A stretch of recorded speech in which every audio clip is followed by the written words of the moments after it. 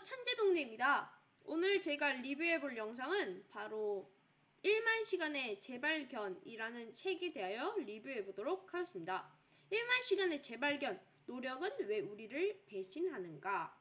이 책은 안드레스 에릭슨과 로버트 풀이라는 사람이 썼습니다.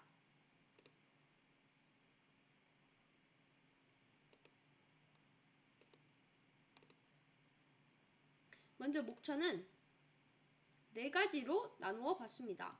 첫 번째는 1만 시간, 두 번째는 일반 연습, 세 번째는 목적의식 있는 연습, 네 번째는 의식적인 연습입니다. 일반 연습은 없는데 이 두 가지를 일반 연습과 다른 점을 정확하게 비교하기 위하여 일반 연습이라는 것을 넣었습니다.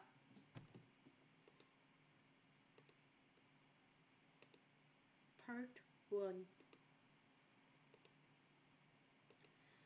진실은 시간에 있지 않다. 이것이 즉 무엇을 의미할까요?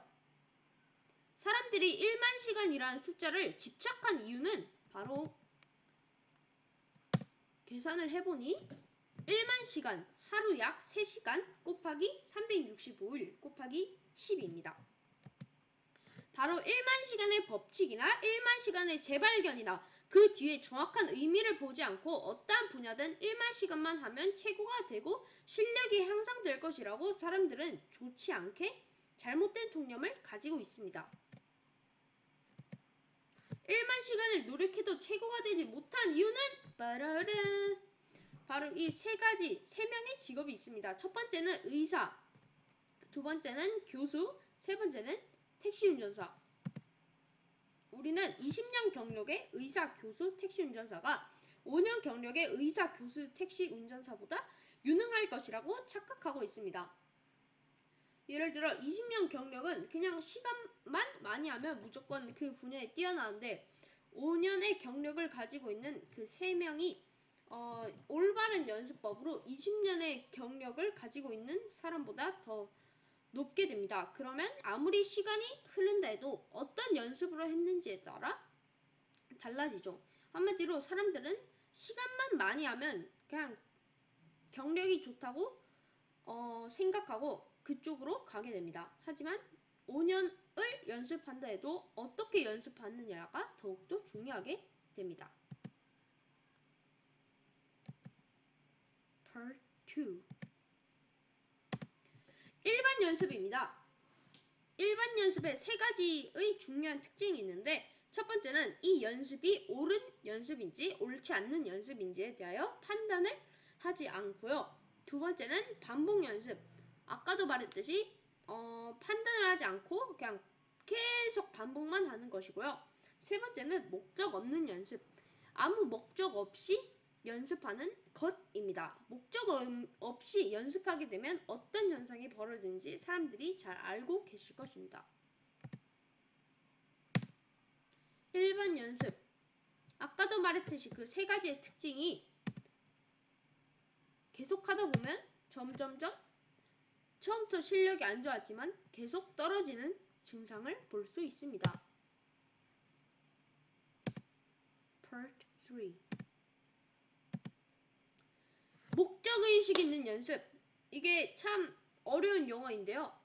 안드렉스 에릭슨과 로버트 풀이라는 사람이 창시했습니다. 목적의식 있는 연습에는 4가지 특징인데 첫 번째는 구체적이고 명확한 목표. 일반 연습과 다르게 목표가 꼭 필요하고요. 두 번째는 컴포트존을 벗어나는 것. 이쪽이 컴포트존이라고 하시면 이 컴포트존인 편안한 곳이잖아요. 자기에게 편안함을 유지시키는 곳. 그러니까 이쪽을 벗어나야 됩니다. 이쪽을 벗어나는 것은 자신의 한계 돌파라고 보고 이쪽이 스위트 스팟이라고 나눌 수 있습니다. 근데 최소 컴포트존은 벗어나야 되겠죠? 다음 세 번째는 높은 집중력입니다. 엄마들이 학생들에게 너는 공부 오늘 몇 시간 했어? 저 3시간 했습니다. 많이 했네 라고 할 수 있는데 그것이 중요한 것이 아니라 얼만큼 집중했어? 라는 것이 더 중요합니다. 3시간을 공부했더라도 집중한 시간은 몇 분도 안 될 것입니다. 이것이 높은 집중력을 요구하는 이유입니다. 네 번째는 피드백입니다. 목적의식 있는 연습에서는 피드백을 나 자신에게 받습니다. 이것이 목적의식 있는 연습의 큰 특징이라고 볼 수 있습니다. 이 목적의식 있는 연습과 매우 관계가 밀접한 한 용어가 있습니다. 바로 한 번도 들어보지 못한 심적 표상입니다. 이 심적 표상 무엇인지 아시나요?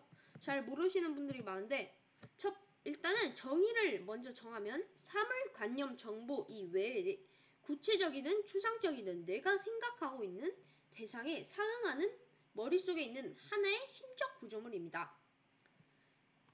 기존의 이해도에 따라 행동한다. 이게 무슨 의미인지 잘 모르시잖아요. 예를 들어 여기 있는 애플 노트북이 있습니다. 이 애플 노트북 어떤 프로게이머는 막 이 노트북이 나에게 미래를 바꿔줄 게이밍 컴퓨터다 라고 생각하고 심적 표상이 이루어져 있습니다. 하지만 자신의 기존의 이해한 것 따라 행동이 바뀌거나 유지시킬 수 있습니다. 그래서 오히려 저는 기존의 이해도에 저희는 의존하는 것보다 발달된 이해도에 의존시켜야 합니다. 한마디로 발달된 심적 표상에 더욱더 의존하는 것이 좋습니다. Part 4 의식적인 연습 목적의식 있는 연습과 또 다른 연습이 나왔죠? 일반적으로 현재 학생의 능력을 염두에 두고 계획적으로 부과되며 현재의 기량을 살짝 넘어서는 정도로 학생을 밀어붙이는 것이 목적입니다. 이것이 의식적인 연습이라고 정의할 수 있습니다. 그럼 의식적인 연습과 목적의식 있는 연습의 차이가 무엇일까요? 바로 차이는 두 가지가 있습니다. 첫째, 의식적인 연습이 가능하려면 이미 상당히 발달되어 있는 분야여야 한다. 둘째, 의식적인 연습에는 학생의 실력이 향상에 도움이 되도록 설계된 연습 과제를 제시할 수 있는 교수가 필요하다.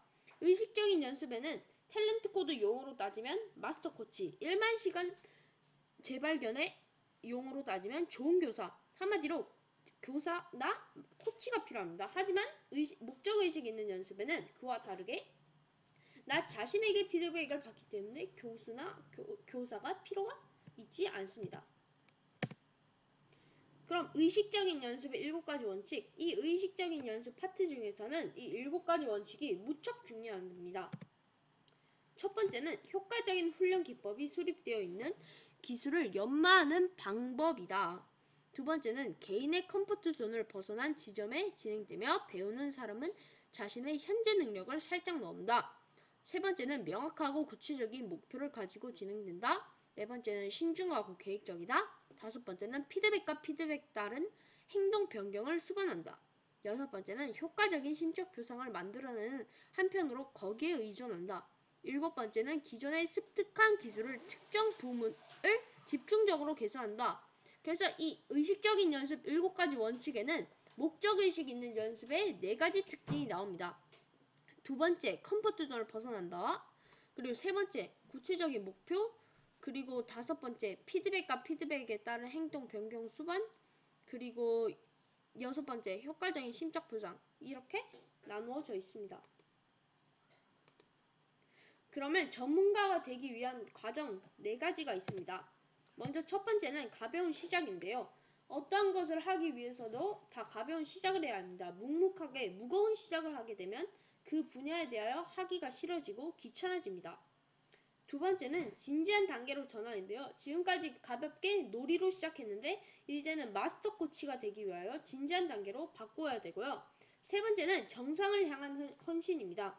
자신이 정상까지 가기 위한 한계 아니면 집중력 등을 키워야 되고, 네 번째가 자신의 마스터 코치 할 일을 끝난 뒤에 개척가라는 직업을 꿈꿔야 됩니다. 할 걸 다 하고 자신이 자유롭게 할 수 있는 것이죠. 이것이 전문가가 되기 위한 4가지 과정입니다. 그럼 천재동네 구독과 좋아요, 알림 설정 부탁드립니다. 이상으로 1만 시간의 재발견 리뷰를 마친 천재동네였습니다.